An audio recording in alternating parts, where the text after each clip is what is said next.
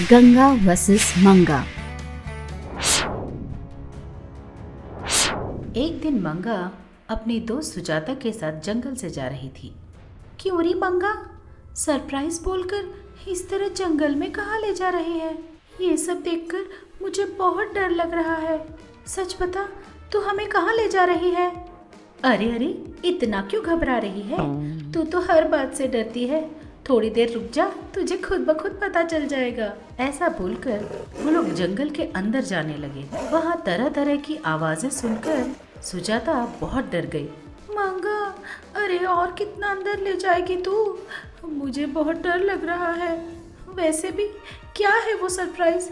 तो अभी बताएगी नहीं तो मैं एक कदम और नहीं बढ़ाऊंगी। तब मंगा बोलती है, अरे कुछ भी तो नहीं। हमारे गांव में राम जी के मंदिर के पीछे जो स्वामी जी है ना, उन्होंने बोला था कि यहाँ मंदिर के पीछे कोई खजाना छुपा हुआ है, इसीलिए मैं तुझे लेकर आई हूँ। लालची कहीं की, वो कोई स्वामी जी नहीं, पागल है पागल। उसकी बात सुनकर तू मुझे इतने घने जंगल में ले आई। तो मुझसे क्यों इस तरह से रुला रही है, बता। सुजाता की बातें सुनकर मंगा दंग रह गई। क्या कहा? वो स्वामी जी नहीं है? अब हम लोग क्या करेंगे सुजाता? तू उल्टा मुझसे क्यों सवाल कर रही है? चल जल्दी से यहाँ से चलते हैं। मैंने सुना है कि इस जंगल में भूत और बहुत सारे शेर भी हैं। इस तरह दोनों घर वापस निकल जाते हैं। तभी अचानक उन्हें एक लड़के के रोने की आवाज सुनाई देती है।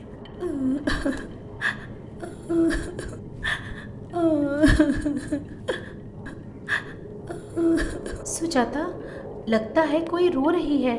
मंगा की बात सुनकर सुजाता बोलती है, अरे रे, मैंने तुझसे बोला था ना कि यहाँ भूत प्रेत होते हैं, शायद वही रो रहे होंगे। इस तरह सुजाता बोलती है, लेकिन मंगा सुजाता की बात बिना सुने उस लड़की को ढूंढते हुए निकल जाती है। तब मंगा को वहाँ जंगल में एक गर्भवती लड़की बैठे बैठे रोते हुए दिखाई देती है। ये देखकर मंगा तुरंत उस लड़की के पास जाकर पूछती है, अरे कौन हो तुम? यहाँ बैठे बैठे अकेली क्यों रो रही हो?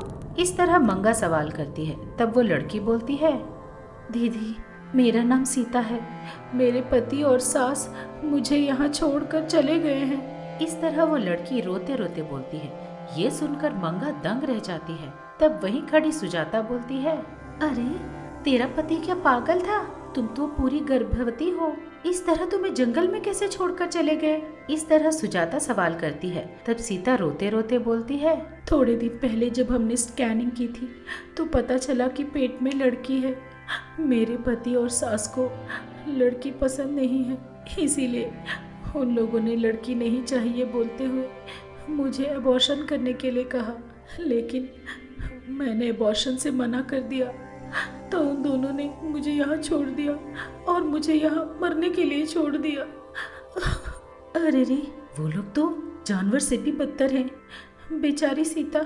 ऐसे नहीं मंगा, उन लोगों को ना सबक सिखाना ही पड़ेगा। मुझसे सीता का दुख देखा नहीं जा रहा यार। नहीं बहन नहीं, आप उनके आसपास भी मत जाइएगा, वो लोग बहुत बुरे हैं। वो लोग तुम्हारे साथ कुछ भी कर बैठेंगे। अरे बहन, तुम्हें क्या लगा ये सब जानकर मैं उन्हें छोड़ दूंगी? वो लोग भले ही बुरे हो सकते हैं, लेकिन मैं मंगा हूँ, मंगा, daughter in law of Ganga. मंगा अपने बैग से जादुई लैंप को निकालती है। उस लैंप में से जिनी को बाहर बुलाकर उसे सारी बात समझाती है। आप सारी बात भूल जाइए और जाकर हमारी मंगा बहन के घर पर रहिए। शाम तक आपका पति खुद आकर तुम्हें अपने हाथों से घर लेकर जाएगा। इस तरह जिनी बोलता है। जिनी की बातें सुनकर सीता बहुत खुश हो जाती है। जिनी अपने जादू से तीनों को मंगा के घर छोड़ देता है। जिनी सीता को एक बिस्तर पर सुलाकर मंगा को एक डब्बा देता है और बोलता है, मंगा बहन, आप लोग यहीं ठहरिए, मैं जाकर उन लोगों का खबर लेता हूँ। वहाँ जो कुछ भी हो रहा है वो सब कुछ आप यहाँ बैठकर इस मैजिकल बॉक्स में देख सकती हैं। ऐसा बोलकर वो तुरंत सीता के घर निकल जाता है। वहाँ घर पर सीता की सास और पति आराम से बैठकर स्नैक्स खाते हुए टीवी देख रहे थे। तब जीनी उन लोगों के टीवी में घुस जाता है, जिसकी वजह से टीवी में चल रहा प्रोग्राम बंद हो जाता है। ये देखकर दोनों दंग रह जाते हैं। जमीन हिलने लगता है। ये सब कुछ देखकर दोनों डर के मारे कांपने लगते हैं। तब उस टीवी में से जीनी बोलता है, एक गांव में सीता नाम की लड़की रहती थी। वो बेचारी पेट से थी। उसके पेट में पल रही थी लड़की। ये जानकर उसके पति और सास ने अबॉर्शन करने को कहा, लेकिन जब सीता ने इसके लिए मना कर दिया तो बिना दया किए उस लड़की को घने से जंगल में छोड़कर आ गए। इस तरह बर्ताव करने वाले उन लोगों का क्या करना चाहिए बताओ? मार डालना चाहिए। इस तरह बोलते हुए जीनी जोर जोर से हंसने लगता है। ये सब सुनकर दोनों डर जाते हैं और सीता का पति बोलता है, मामा, ये हमारे बारे में ही बोल रहा है। हाँ बेटा, चल यहाँ से भाग जाते हैं। इस तरह भागते भागते दोनों का पैर फिसल जाता है और दोनों अलग अलग नालियों में गिर जाते हैं। उन दोनों के ऊपर कहीं से अचानक मिट्टी गिरने लगती है। तब जीनी उन दोनों से कहता है, जैसी करनी वैसी भरनी। ये मिट्टी तुम लोगों पर डालकर मैं तुम दोनों को यही जिंदा गाड़ दूंगा। इस तरह जीनी उन दोनों पर मिट्टी डालता रहता है। वो दोनों बाहर निकलने की बहुत कोशिश करते हैं, लेकिन वहाँ पड़े एक रस्सी की मदद से दोनों वहाँ से बाहर निकल जाते हैं। लेकिन जब दोनों बाहर निकलकर देखते हैं तो उन्हें पता चलता है कि उनके हाथों में फांसी का फंदा था। उसे देखकर दोनों फिर से डर के मारे चिल्लाने लगते हैं। तब जीनी उन लोगों से कहता है, जो लोग भी लड़की को पेट में ही मार डालना चाहते हैं उन्हें फांसी दे देनी चाहिए, और इसकी शुरुआत तुम दोनों से ही मैं करने वाला हूँ। ऐसा बोलकर जीनी उन दोनों को अपने जादू से हवा में उठा देता है। इससे दोनों बहुत घबरा जाते हैं और बोलते हैं, जीनी भाई हमें माफ कर दीजिए। हम ऐसी गलती फिर कभी नहीं करेंगे। मैं अपनी बहू और पोती का बहुत अच्छे से ख्याल रखूंगी। हमें जाने दीजिए जीनी भाई। जीनी भाई, मुझे अब अकल आ गई है। जीनी भाई, मुझे माफ कर दीजिए। फिर कभी अपनी पत्नी को मैं दुखी नहीं करूंगा। मैं उसका पूरा ध्यान रखूंगा। मैं अभी जंगल जाकर अपनी पत्नी को अपने घर ले आऊंगा। मुझे माफ कर दीजिए। फिर कभी भी अगर तुम लोगों ने सीता को सताया तो मैं तुम लोगों को नहीं छोड़ूंगा। भूलोक में ही तुम्हें नरक का दर्शन कराऊंगा। समझ गए तुम लोग? इस तरह वो इन दोनों से कहता है। तब दोनों डर के मारे हाँ बोलकर अपना सिर हिलाते हैं। तब जीनी सीता के पति से बोलता है, तुम जाओ और सीता को अपने घर ले जाओ। जाओ, वो अभी जंगल में नहीं है। मेरी मालकिन मंगा के घर पे है। जाकर संभाल कर उसे घर वापस ले जाओ। ये बात सुनकर सीता का पति दौड़ते हुए मंगा के घर पहुंचता है। वहां जाकर वो अपनी पत्नी सीता को अपने हाथों से उठाकर अपने घर ले जाता है। ये देखकर सीता बहुत खुश हो जाती है। सीता को खुश देखकर मंगा, सुजाता और जीनी भी बहुत खुश हो जाते हैं। लालची बहू, जादुई चश्मा। एक दिन गंगा चश्मा लगाकर स्टाइल से घर आ रही थी। मंगा ने देखा, बूढ़ों को दशहरा त्योहार की तरह अब इनको इस उम्र में चश्मे की जरूरत पड़ गई। उसने मन ही मन सोचा और फिर सासू माँ से जाकर कहा, ये चश्मे लगाकर आप बिल्कुल पुराने जमाने की हीरोइन लग रही हो सासू माँ। जरा संभल कर, सिनेमा वाले देखेंगे तो सिनेमा में आपको काम देने के लिए एक दूसरे से लड़ेंगे जरूर। कहकर प्रशंसा करने लगी। मंगा की मन में सोची हुई बात गंगा समझ गई। हाँ हाँ, मुझे सब समझ में आता है। बुढ़ी के लिए दशहरा का त्योहार। ये सुनकर मंगा को आश्चर्य होता है। वह मन में सोचती है, ये क्या, मेरे मन में सोची हुई बात सासू माँ को कैसे पता चली? अरे हाँ, मुझे सब कुछ पता चल जाता है। यह सुनकर मंगा जोर से अपने हाथ से अपना मुंह बंद करके खामोश खड़ी हो जाती है। मैं जो भी अपने मन में सोचूं, सासू माँ को पता चल जाता है। अब मैं क्या कहूँ? यह देखकर सासू माँ हंसते हुए अपना ऐनक निकालती है। देखो, ये ऐनक लगाने से आगे वाला इंसान अपने मन में जो सोचता है वो पता चल जाता है। गांव में एक पंचायत चल रही थी, तो ये ऐनक लगाकर इंसाफ करके आई हूँ। कहते हुए ऐनक उतारती है। लो इसे, और इस ऐनक को मेरे बक्से में रख कर आओ, जाओ। कहते हुए बहू को ऐनक देती है। उस ऐनक के बारे में पता चलने से मंगा ने उसे एक बार इस्तेमाल करना चाहा और अंदर जाकर उस ऐनक को लगाकर खिड़की से गंगा की ओर देखने लगी।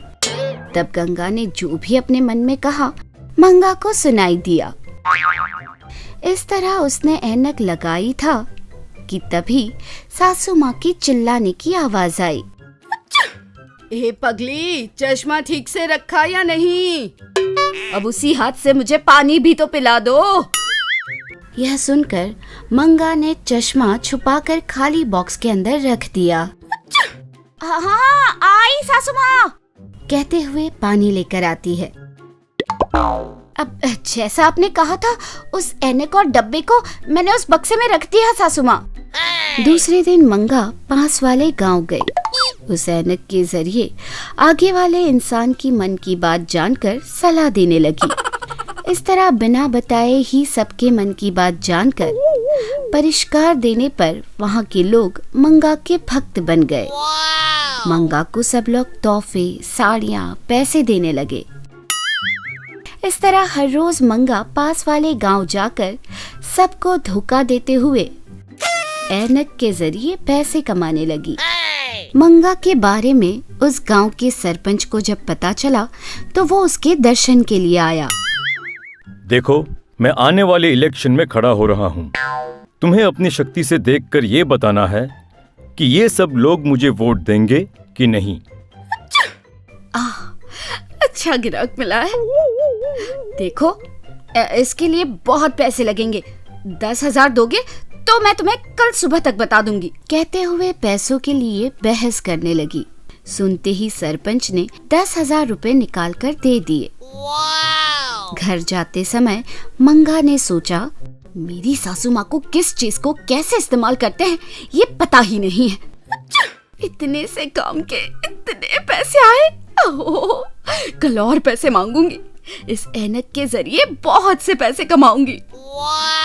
सोचते हुए वह घर लौटती है। मंगा के कांड के बारे में लोगों के जरिए गंगा को पता चलता है। जल्दी से जाकर ऐनक के डब्बे को निकाल कर देखती है, वो खाली होता है। उस खाली डिब्बे को देखकर उसे सब कुछ पता चल जाता है। हाय रे मेरी शातिर बहू, तुम्हें ऐनक को अंदर रखने को कहा था तो तुमने ऐसा किया। रुको, तुम्हें मजा चखाती हूँ। मंगा वापस घर लौट आई, पर ऐनक को अपने पलंग पर रखने पर चोरी से गंगा ने उसे बदलकर उसी तरह दिखने वाले ऐनक को उस जगह पर रख दिया। अब देखो, दूसरे दिन मंगा हर रोज की तरह उस ऐनक को लगाकर बैठ गई। सामने ही उस गांव के लोग और सरपंच भी थे। देखो, तुम लोग इतने दिन से इस सरपंच को अच्छा इंसान समझ रहे थे, वो बहुत बड़ा धोखेबाज है, तुम लोगों के पैसे खा रहा है। कहकर अपने मन की बात बताने लगी। उसे पता होने पर भी वो अपने आप को रोक नहीं सकी। Oh, no! यह सुनने के बाद सरपंच के आदमी लाठी उठाकर मंगा को मारने लगे। वह जल्दी से उस ऐनक को उतारकर वहां से भागने लगी। अरे ये क्या, इस ऐनक को क्या हुआ? रोज आगे वाले इंसान की बात बताती थी, पर आज तो उल्टा उसने मेरे मन की बात बताई। कहते हुए देखा तो मंगा को वो ऐनक बदले हुए लगे। ये पक्का मेरी सासू माँ का ही काम है। यह समझते ही वो वहाँ से भागते हुए घर आई। भागते हुए घर जब पहुंची तो सासू माँ को ऐनक लगाकर इंतजार करते हुए देखा और गंगा ने हंसते हुए पूछा, तो तुम्हारी पंचायत अच्छी हुई? सासू माँ को उस ऐनक में देखकर मंगा कुछ भी ना कह सकी। खामोश होकर अपना मुंह बंद करके गुस्से से गंगा की तरफ देखती हुई बस खड़ी रह गई। हमें यकीन है कि इस एपिसोड ने भी आपको खूब हंसाया होगा, तो देर किस बात की, बजाओ घंटी और करो सब्सक्राइब। आप गंगा के फैन हो या मंगा के, ये जरूर बताना। ऐसे और मजेदार वीडियोस के लिए देखते रहिए। एक दिन सुबह सुबह मंगा के घर के बाहर एक बड़ी सी कार आकर रुकी। सास बहू उस गाड़ी की तरफ घूरने लगे। हाँ, हमारे घर कौन कार में आ गया? है, इतनी बड़ी कार, कहकर दोनों उस कार की ओर देखने लगे। उसमें से एक औरत महंगी साड़ी पहनकर, काले चश्मे पहनकर बड़ी स्टाइल से उतरी और उनके घर की ओर बढ़ी। मंगा ने उसे देखा, फिर आसमान की ओर देखा। बारिश के आसार नजर आए। बिना धूप के काला चश्मा लगाने वाली पागल जरूर मेरे घर के पागल लोगों के लिए ही आई होगी, उसने मन में सोचा। सुनो बहू, लगता है तुम्हारे गांव से कोई आया है। हाँ, इस बुढ़िया के तो खून में ही ताने भरे हुए हैं। अब कौन चाहिए? कमला, मैं तुम्हारी बचपन की सहेली कमला। इतनी जल्दी भूल गई तुम मुझे? चश्मा निकालकर उस औरत ने कहा। कमला, तू कितनी बदल गई है। पहले तो उलझे हुए बाल और चलती नाक होती थी, अब ये महंगी गाड़ी, ड्राइवर और ये महंगी साड़ी।